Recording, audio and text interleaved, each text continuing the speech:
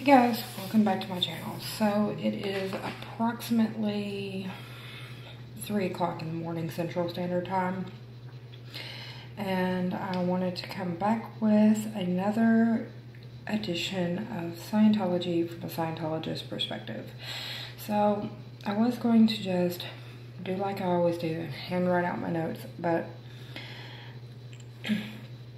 with this it's going to be very hard to do that because, like I told you, the website goes kind of all over the place, so it's very hard to go from like point A to point B.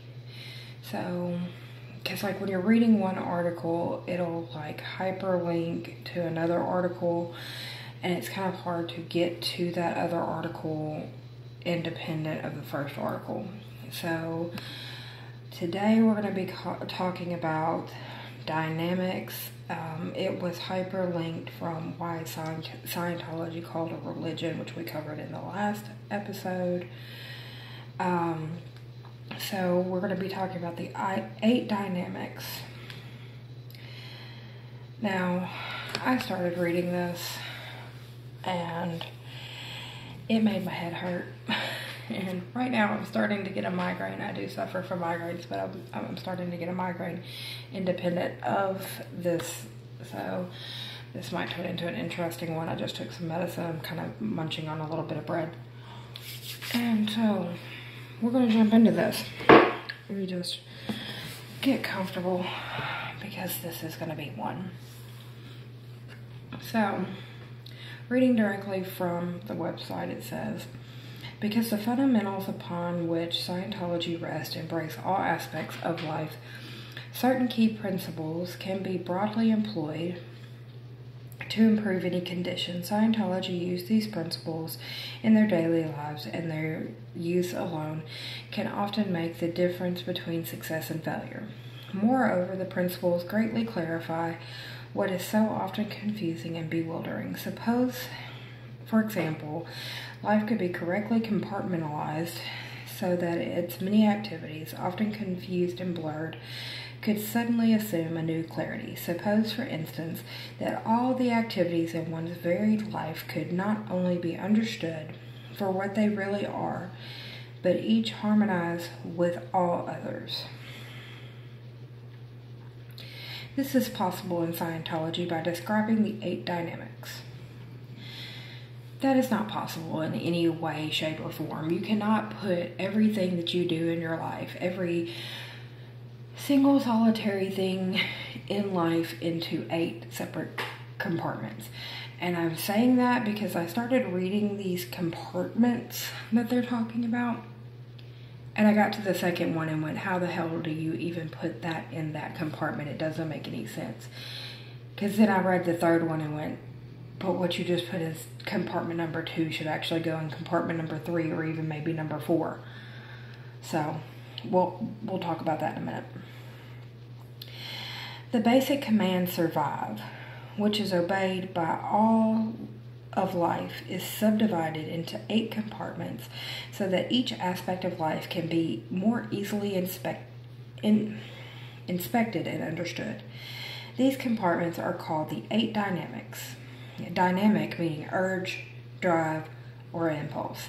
L. Ron Hubbard observed and explained the first 4 of these dynamics in Dianetics, when his research led him into the realm of Scientology, which, remember, is the study of knowing how to know.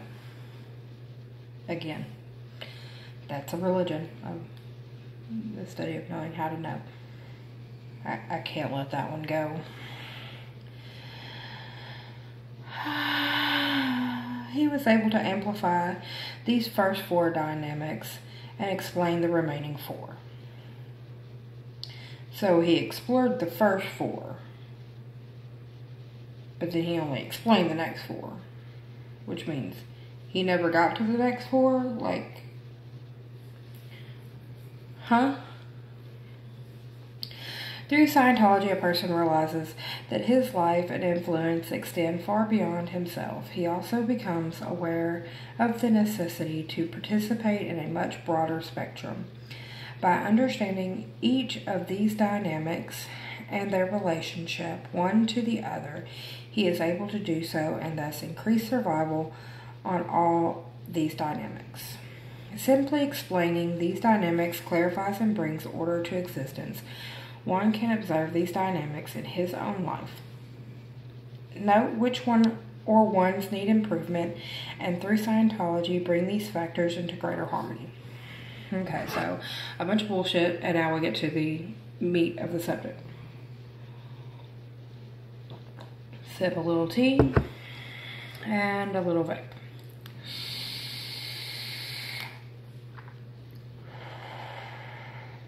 The first dynamic is self. Okay? Self. Gotcha. Me. Okay, this is the effort to survive as an individual. To be an individual, it includes one's own body and one's own mind. It is an effort to attain the highest level of survival for the longest possible time. The dynamic includes the individual plus his immediate possessions. It does not include other people. It is the urge to survive as oneself. Okay, you've already said that, so let's repeat it again. That makes complete sense. Here we have individuality expressed fully. Okay, so self is self and you're crap. The impulse to survive and your individuality. Gotcha. Boom. Done. Second dynamic, this is where it gets hinky, okay, people? So, here we go. Second dynamic is creativity. Creativity is making things for the future. It includes any creativity. Okay, gotcha. Creativity includes any creativity, gotcha. But this is where it gets hinky. Contains the family unit and raising children and anything categorized as a family activity. Okay, that's a little hinky. But this is also where it gets even way hinky. It takes a whole turn, left turn. Like we're going, it gets a little, and then it goes completely left. The group, let's see here. It also incidentally includes sex as a mechanism to compel future survival. Okay, so the second dynamic is creativity and anything creative. So like arts and crafts or, okay, creativity, gotcha. Then you kind of get a little shaky when you talk about it includes the family unit and raising the family and anything to do with that. Okay, so it's, okay. And then you go completely left when you say it also includes sex as a mechanism for future survival. You go completely left. Because here's what the third dynamic is, okay? I'm going to explain to you, I'm just going to give you the third dynamic name. And then I'm going to tell you why this second one took a total left turn. The third dynamic name is group survival. See why second group took a total left turn? Group survival, to me, would include sex as a way for future survival. Do you see why I'm saying the second one took a total left turn? Group survival to me would mean you would need to have sex for the group to survive. That's my mind. Creativity does not include sex. Those two do not meet at all. Ever. Unless you're thinking of like for fun. Then yeah, like sex and creativity can meet in my mind. But like for procreation, for group survival and sex would meet in my mind, but not creativity. So sound off in the comments and let me know what you think. The third dynamic is group survival. This is the urge to survive through a group of individuals or as a group. It is a group survival with a group tending to take on a life and existence of its own. A group can be a community, friends, a company, a social lodge, a state, a nation, a race, or any group. It doesn't matter what size this group is. It is seeking to survive as a group. The fourth dynamic is species. Man's fourth dynamic is the species of mankind. This is the urge towards survival through all mankind and as all mankind, whereas the American nationality would be considered the third dynamic for Americans. All the nationalities of the world would be considered the fourth dynamic, all men and women, because they are men and women seek to survive as men and women and for men and women. Okay, that didn't make any sense. But sex would fall either under the third or the fourth. Surviving, not under the second. Creativity, just saying. And here we go with the fifth, is life forms. This is the urge to survive as life forms, and with the help of life forms, such as animals, birds, insects, fish, and vegetation. This includes all living things, whether animal or vegetable, anything directly or intimately motivated by life. It is the effort to survive for any and every life form. It is the interest in life as such. Sex could fall under that. The sixth dynamic is the physical universe. The physical universe has four components. These are matter, energy, space, and time. The sixth dynamic is the urge of the physical universe to survive by the physical universe itself and with the help of the physical universe and each one of the component parts. The seventh universe is the spiritual dynamic. This is the urge to survive as a spiritual being, or the urge for life itself to survive. Anything spiritual with or without identity would come under the heading of the seventh dynamic.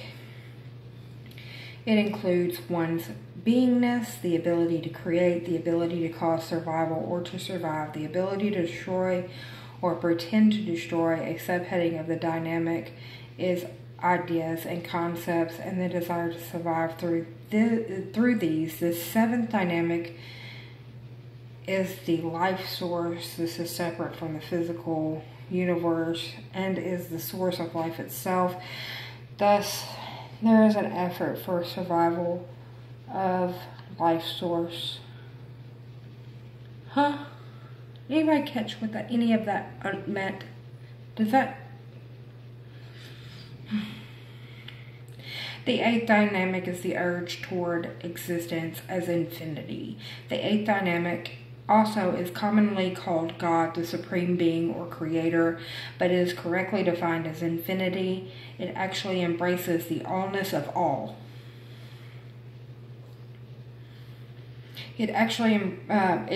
That is why, according to L. Ron Hubbard, when the seventh dynamic is reached in its entirety, one will only then discover the true eighth dynamic. Okay, none of this made any damn sense. You lost me when you put sex with creativity. And pretty much all of this is what everybody knows.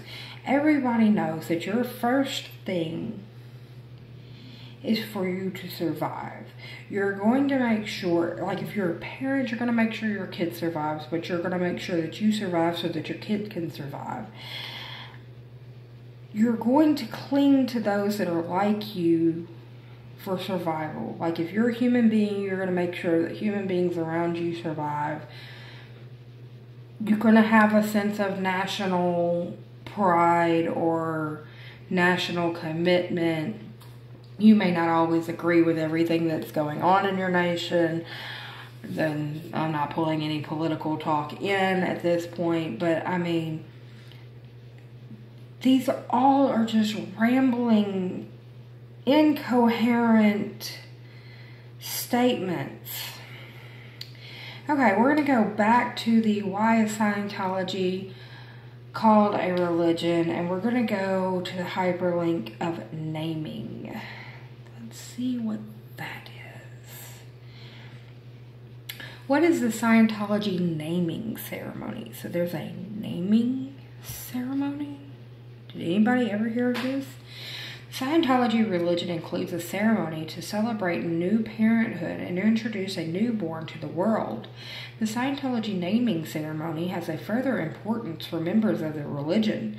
Scientologists recognize the immortality of the spiritual being as a fundamental belief, and it follows that in starting a new life, a being can experience disorientation.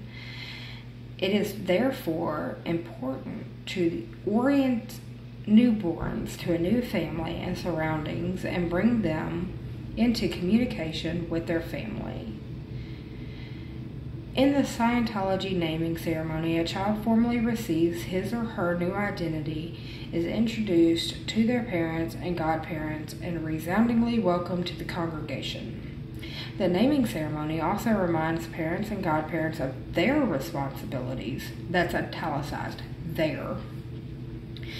Not the least of which is to impart their own hard-won experience, to provide guidance, while bearing in mind it is for each being to choose his own path in life. The naming ceremony results in a being welcomed and oriented to his or her own life.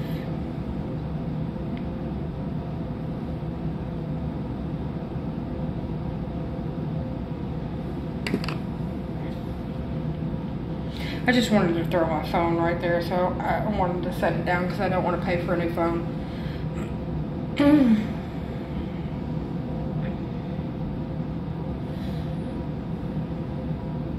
Isn't that just naming your damn kid? I mean, I do believe that's just naming your damn kid. Okay, so they have marriage. Let's look at that one. What is the Scientology wedding ceremony? Matrimony is the hallowed rite of virtually every religion and culture. The sacred commitment of marriage forms the basis of a stable family, a fundamental building block of any society. Thus, vows taken by the bride and groom build a foundation not only of their own union, but contribute to that of the community as a whole. Scientologists recognize marriage as a part of the second dynamic of the 8 dynamics of existence. The second dynamic includes sex, procreating, and raising of children. Marriages, yeah, because it's under creativity for some fucking reason. Marriages are consecrated in the Scientology religion using one of the several different wedding ceremonies with varying degrees of formality. Each of these ceremonies includes traditional vows of loyalty and devotion. Read one of the Scientology wedding ceremonies. Nobody wants to read that shit. Y'all are... Scientology wedding ceremonies are performed by a Scientology minister with similar protocol to weddings in other churches. The bridal procession, the traditional role of the parents of the bride, if they're allowed to attend, if they haven't been made a suppressive person, best man, matron, or maid of honor, the traditional seating of the respective families if they're not suppressive people, and friends if they're not suppressive people. Above all, Scientology weddings are joyous celebrations of the new union if they're not suppressive people. Scientology contains practical tools that can help any marriage or relationship. The Scientology marriage ceremony itself stresses the very factors that can ensure a successful relationship. If you don't start questioning Scientology and become a suppressive person, these factors are affinity, reality, and communication, the component parts of understanding. This is a fundamental principle in Scientology. The concept of ARC, A-R-C, with dashes between the letters, represented by a triangle, so apparently it's A-R-C. Don't ask me. Scientologists refer to it as the ARC triangle. The first corner of the triangle is called affinity. The word here is used to mean love, liking, or any other emotional attitude. The second corner is called reality. Reality could be defined as to that which appears to be. I mean, isn't that the definition of reality? It is fundamentally agreement. It is fundamentally agreement. I can't make this shit up, people. I'm reading this from their website. See that? See that? See that?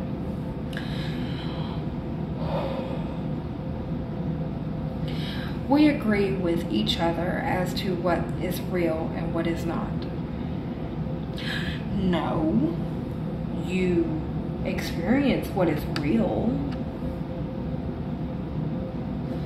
Oh my God. The third part is communication and the understanding the composition of human relations. Sorry, guys. Communication is more important than affinity and reality. They wrote that on their website. It's right there.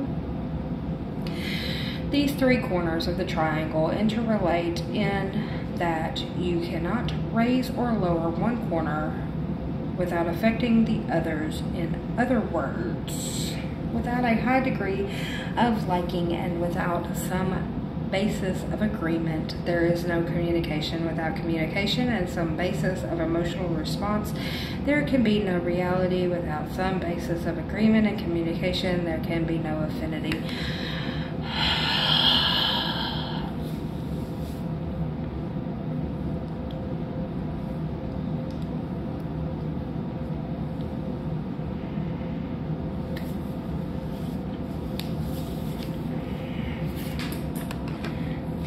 Considered together, affinity, reality, and communication are the component parts of understanding. This can immediately be seen as vital as a close relationship such as marriage. If a married couple maintains a high level of communication and affinity with each other, they improve the existence of their marriage, i.e. its reality.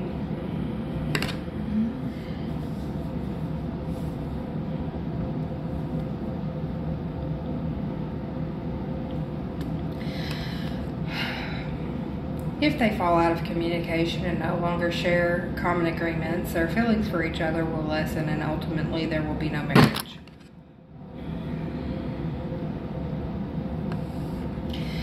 Fundamental principles of Scientology, such as these, provide the couple with practical information to assist them in successful practices.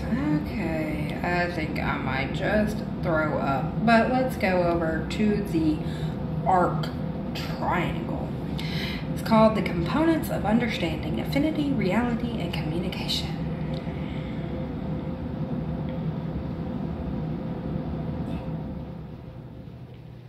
I think I might just throw something today.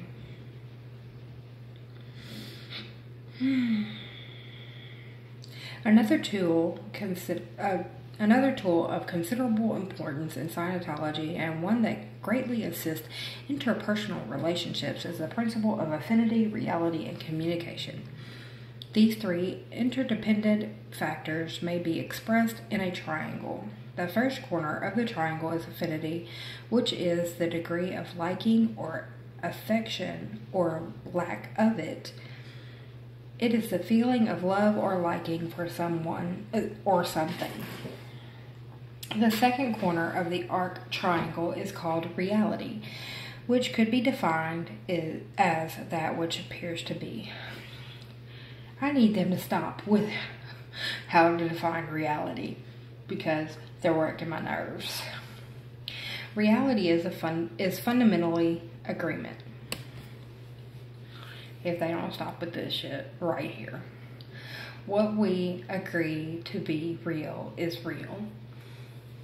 Well, you know what? I agree. I agree that the sky is purple. Who agrees with me? Because we can make it real, according to Scientology. The third corner of the triangle is communication, defined as the interchange of ideas or objects between two people. In human relationships, this corner is more important than the other two corners of the triangle. The interrelationship of the triangle becomes apparent at once when one asks, have you ever tried to talk to an angry man? Without a high degree of liking and without some basis of agreement, there is no communication. Without communication and some basis of emotional response, there can be no reality. No, there's still reality. He's still a pissed off dude. It's just to what degree you can talk to him. Without some basis of agreement and communication, there is no affinity. Whatever. Thus, these three things form a triangle. Unless there are two corners of the triangle, there cannot be a third corner. Desiring any corner of the triangle, one must include the other two. So there's a hyperlink on this one sentence. Let's see what it leads to.